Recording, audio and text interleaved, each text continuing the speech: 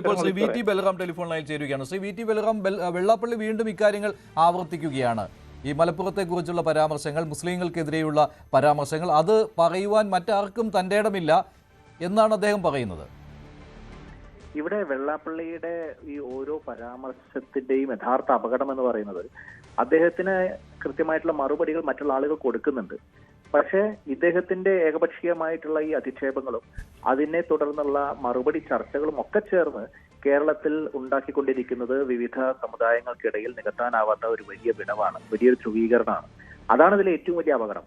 അപ്പൊ അത്തരത്തിലുള്ള ഒരു അപകടം ഉണ്ടാവണം എന്ന് മുൻകൂട്ടി കണ്ടുകൊണ്ടാണ് ശ്രീ വെള്ളാപ്പള്ളി നടേശൻ ഇങ്ങനെയുള്ള പ്രസ്താവനകൾ വീണ്ടും വീണ്ടും ആവർത്തിക്കുന്നത് എന്നതടക്കം നമുക്ക് സംശയിക്കേണ്ടതായിട്ട് വരും. കാരണം അതിന്റെ എൻഡ് റിസൾട്ട് എന്ന് പറയുന്നത് ധ്രുവീകരണമാണ്, വിവിധ സമുദായങ്ങൾ തമ്മിലുള്ള അകൽച്ചയാണ്.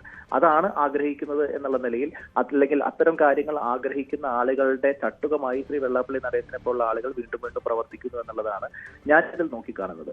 കാരണം അദ്ദേഹത്തിന് സ്വാഭാവികമായിട്ടുള്ള ഒരു ന്യൂസ് വാല്യൂ ഉണ്ടല്ലോ. അദ്ദേഹം പ്രധാനപ്പെട്ട ഒരു വലിയ നവോത്ഥാന പാരമ്പര്യമുള്ള ഒരുപാട് മഹാരഥന്മാർ ഇരുന്ന കസേരയിൽ ഇരിക്കുന്ന ഒരു പ്രധാനപ്പെട്ട ആളാണ് എന്നുള്ളത് കൊണ്ട് അദ്ദേഹം പറയുന്നത് എന്തും വാർത്തയാണ്. ആ വാർത്തയോട് സ്വാഭാവികമായിട്ടും മറ്റുള്ള ആളുകൾക്ക് വസ്തുതകൾ വെച്ചുകൊണ്ട് പ്രതികരിക്കേണ്ടതായിട്ട് വരും. ആ പ്രതികരണവും അവരെ സംബന്ധിച്ച് വിവാദത്തിനുള്ള ഒരു ഇന്ധനമാക്കി മാറ്റുക. അപ്പൊ ഇതാണ് യഥാർത്ഥത്തിൽ നിയന്ത്രിക്കപ്പെടേണ്ടത്, അല്ലെങ്കിൽ ചർച്ച ചെയ്യപ്പെടേണ്ടത്. വെള്ളാപ്പള്ളി നടേശന്റെ ഈ പറയുന്ന അബദ്ധ പരാമർശങ്ങൾ, വിടുവായത്തങ്ങൾ, അപകടകരമായിട്ടുള്ള വർഗീയ പരാമർശങ്ങൾ, അത് ഒരു കുറച്ചു കാലത്തേക്കെങ്കിലും ഇല്ലാതാക്കിയാൽ അത്രത്തോളം കേരളീയ സമൂഹത്തിന് സമാധാനം കിട്ടുമെന്നുള്ളതാണ് എനിക്ക് തോന്നുന്നത്. അവിടെയാണ് വെള്ളാപ്പള്ളി നടേശന്റെ ഒപ്പം നിൽക്കുന്ന ആളുകൾ അവരുടെ ഉത്തരവാദിത്വം നിർവഹിക്കേണ്ടത്. ഇവിടെ ഇപ്പൊ എന്താ, വെള്ളാപ്പള്ളി നടേശൻ ഇങ്ങനെയൊക്കെ പറയുമ്പോൾ അത് കേരളത്തിലെ ഭരണകൂടത്തിന്റെ പിന്തുണയോടുകൂടിയുള്ള ഒരു അഭിപ്രായമായിട്ടാണ് സ്വാഭാവികമായിട്ടും കേരളത്തിലെ ജനങ്ങൾ കാണുക. അതുകൊണ്ടാണ് അത് ഇത്രമാത്രം ഇമ്പോർട്ടന്റ് ആയിട്ട് ഒരു ന്യൂസ് വർത്തിയായിട്ടും ആളുകൾ വിലയിരുത്തുകയും ചർച്ച ചെയ്യുകയും ചെയ്യുന്നത്. കാരണം വെള്ളാപ്പള്ളി നടേശൻ എന്ന് പറയുന്നത് പിണറായി വിജയൻ എന്ന് പറഞ്ഞ കേരളത്തിന്റെ ഭരണാധികാരിയുടെ എൻഡോഴ്സ്മെന്റ് ഉള്ള ഒരു വ്യക്തിയാണ്. പിണറായി വിജയൻ തന്റെ ഔദ്യോഗിക കാറിൽ ഒരുമിച്ച് കൂട്ടിക്കൊണ്ടുവരുന്ന, ഒരുമിച്ച് കൈപിടിച്ച് വേദിയിലേക്ക് ആനയിക്കുന്ന, വേദിയിൽ വെച്ചുകൊണ്ട് അദ്ദേഹത്തിന്റെ നാവിൽ സരസ്വതി വിളയാടുകയാണ്. അദ്ദേഹം എല്ലാ സമയത്തും കൃത്യമായിട്ടുള്ള അഭിപ്രായങ്ങൾ മാത്രം പറയുന്ന ആളാണ് എന്നൊക്കെ പറഞ്ഞ് ശ്രീ പിണറായി വിജയൻ അദ്ദേഹത്തിന്റെ സമീപകാല പ്രസ്താവനകളെ മാത്രമല്ല അദ്ദേഹത്തിന്റെ ഭൂതകാല പ്രസ്താവനകളെ പോലും എൻഡോഴ്സ് ചെയ്യാണ്, വെള്ളപൂശുകയാണ്. അപ്പൊ ആ നിലയിൽ ഈ അദ്ദേഹത്തിന് കൊടുക്കുന്ന ഒരു ലെജിറ്റിമസി, അതിന്റെ മറവിലാണ് അദ്ദേഹം ഇത്തരത്തിലുള്ള അപകടകരമായിട്ടുള്ള. പക്ഷെ ബൽറാം, ഞാനൊന്ന് ചോദിച്ചോട്ടെ, ആ ലെജിറ്റിമസി കൊടുക്കുന്നത് CPM മാത്രമാണോ? നിങ്ങളും കൊടുക്കുന്നില്ലേ? ഉദാഹരണത്തിന് ഈ സമീപകാലത്താണ്, ഏതാണ്ട് ഈ ജൂലൈയിൽ അദ്ദേഹം ഒരു പരാമർശം നടത്തിയിരുന്നു. കേരളം മുസ്ലിം ഭൂരിപക്ഷ പ്രദേശമായി വൈകാതെ മാറും, അത് VS പറഞ്ഞതുപോലെ 40 വർഷമൊന്നും അതിനെടുക്കുകയില്ല, അതിന് മുൻപ് തന്നെ അങ്ങനെ വരും എന്ന് അദ്ദേഹം പറഞ്ഞപ്പോൾ അതിന്റെ തൊട്ടടുത്ത ദിവസം കൊച്ചിയിൽ ഈ അദ്ദേഹം SNDP യോഗം ജനറൽ സെക്രട്ടറി പദവിയിൽ 30 വർഷം പൂർത്തിയാകുന്നതിന് അദ്ദേഹത്തെ ആദരിച്ചിരുന്നു. ആര് അദ്ദേഹത്തിന്റെ വാക്കുകളെ ഈ നിലയിൽ എൻഡോഴ്സ് ചെയ്യാതാലും എന്റെ അഭിപ്രായം ഇത് തന്നെയാണ്. അത് കോൺഗ്രസിനകത്തുനിന്നുള്ള ആളായാലും ശരി, BJPയുടെ അകത്തുനിന്നുള്ള ആളായാലും ശരി.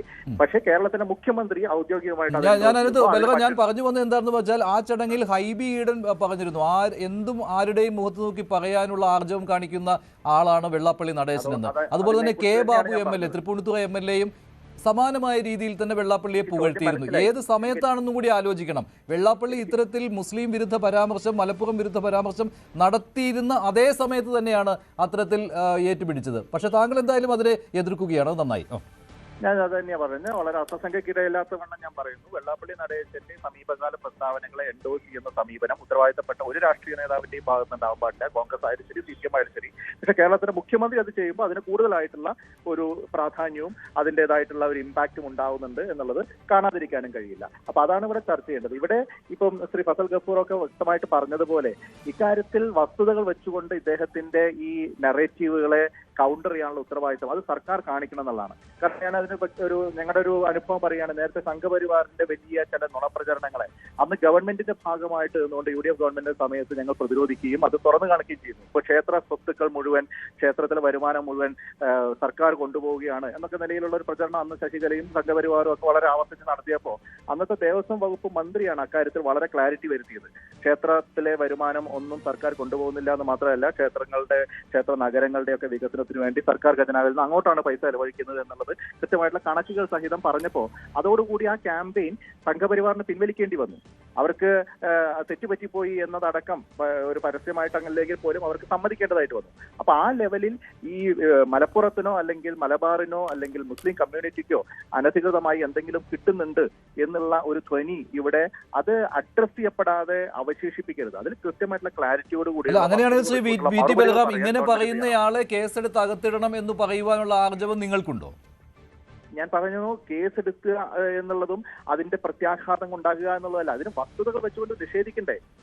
അവിടെയാണ് ഏറ്റവും പ്രധാനപ്പെട്ട. ഇപ്പം മലപ്പുറത്തിന് അല്ലെങ്കിൽ മുസ്ലിം കമ്മ്യൂണിറ്റിക്ക് അനധികൃതമായ ആനുകൂല്യങ്ങൾ കിട്ടുന്നുണ്ട് എന്ന് പറയുമ്പോൾ അങ്ങനെയല്ല എന്നിപ്പം നേരത്തെ ഫസൽ ഗഫൂർ എയ്ഡഡ് കോളേജുകളുടെ എണ്ണത്തിന്റെ കണക്ക് വെച്ചുകൊണ്ട് പറഞ്ഞല്ലോ. ഇതുപോലെ കൃത്യമായിട്ടുള്ള മറുപടികളാണ് ആദ്യം പറയേണ്ടത്. ഒരു വെള്ളാപ്പള്ളി നടേശന്റെ അല്ലേ വായടപ്പിക്കാൻ പറ്റുള്ളൂ, കേസെടുത്താലും അറസ്റ്റ് ചെയ്താലും. അതല്ല പുറത്തെ പ്രധാനം. അദ്ദേഹം പക്ഷെ അത് ഞാൻ ദൗർഭാഗ്യമെന്ന് പറയട്ടെ, അത് മുഖ്യമന്ത്രി പറയണം എന്ന് നിർബന്ധം പിടിക്കുമ്പോൾ മുഖ്യമന്ത്രി പറഞ്ഞേ തീരൂ. മുഖ്യമന്ത്രി അദ്ദേഹത്തെ ആദരിക്കുന്ന ചടങ്ങിലേക്ക് പോയതും തെറ്റായിപ്പോയി. പക്ഷേ നിങ്ങളുടെ നേതാക്കളും അത് ശ്രദ്ധിക്കണം ശ്രീ വി ടി ബൽറാം. അല്ല, അത് ഞാൻ സമ്മതിച്ചല്ലോ. നിങ്ങൾ അതിൽ തന്നെ കടിച്ചുകൊണ്ടല്ലേ ഞാൻ ആ പോയിന്റിന് അടുത്ത പോയിന്റിലേക്കാണ് പറയുന്നത്. ഇനി വേണ്ടത് വെള്ളാപ്പള്ളി നടേശന്റെ വാദഗതികളെ, അതിന്റെ നിരർത്ഥകതയെ, അതിന്റെ അപകടത്തെ കൃത്യമായിട്ട് ചൂണ്ടിക്കാട്ടിക്കൊണ്ടുള്ള വസ്തുതാപരമായിട്ടുള്ള കണക്കുകൾ പ്രസിദ്ധീകരിക്കാൻ അല്ലെങ്കിൽ അത് വിശദീകരിക്കാൻ ഗവൺമെന്റ് സംവിധാനം തയ്യാറാകണം.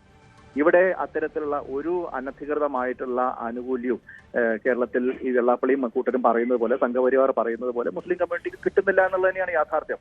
മറിച്ച് ജനസംഖ്യാനുപാതികമായി കിട്ടേണ്ട പലതും കിട്ടുന്നില്ല എന്നുള്ള മറുഭാഗത്തെ യാഥാർത്ഥ്യം നിലനിൽക്കുകയും ചെയ്യുന്നത്. അപ്പൊ ഇക്കാര്യത്തിലാണ് കൃത്യമായിട്ടുള്ള വസ്തുതാപരമായിട്ടുള്ള ഒരു ചർച്ച കേരളത്തിൽ ഉണ്ടാവേണ്ടത്. അങ്ങനെ വസ്തുതകൾ പുറത്തു വന്നാൽ, ആളുകൾ കാര്യങ്ങൾ മനസ്സിലാക്കി തുടങ്ങിയാൽ പിന്നെ ഏത് വെള്ളാപ്പള്ളി എന്ത് പറഞ്ഞിട്ട് കാര്യമില്ല. അപ്പൊ വെള്ളാപ്പള്ളിമാർക്ക് തഴച്ചു വളരാനുള്ള വളക്കൂറുള്ളൊരു മണ്ണ് ഇപ്പോഴും കേരളത്തിലുണ്ട്. അത് അപകടകരമായിട്ടുള്ള സ്ഥിതിയിലേക്ക് പോയിക്കൊണ്ടിരിക്കുകയാണ് എന്നുള്ള യാഥാർത്ഥ്യമാണ് ഭരണകൂടം ആദ്യം തിരിച്ചറിയേണ്ടത്. അതുകൊണ്ട് വെള്ളാപ്പള്ളിയെ എൻഡോസ് ചെയ്യുന്നതിന് പിന്തിരിയണമെന്ന് മാത്രമല്ല, അദ്ദേഹത്തിന്റെ വാദഗതികളുടെ നിരർത്ഥകതയെ പൊതുസമൂഹത്തിന് മുമ്പിൽ തുറന്നു കാട്ടാനും ചൂണ്ടിക്കാട്ടാനും ആ ഉത്തരവാദിത്വം കൂടി നിർവഹിക്കാൻ ഭരണകൂടം തയ്യാറാവണം. ശരി, നന്ദി ശ്രീ വി ടി ബൽറാം. ഡോക്ടർ ഫസൽ ഗഫൂർ പ്രതികരിച്ചു.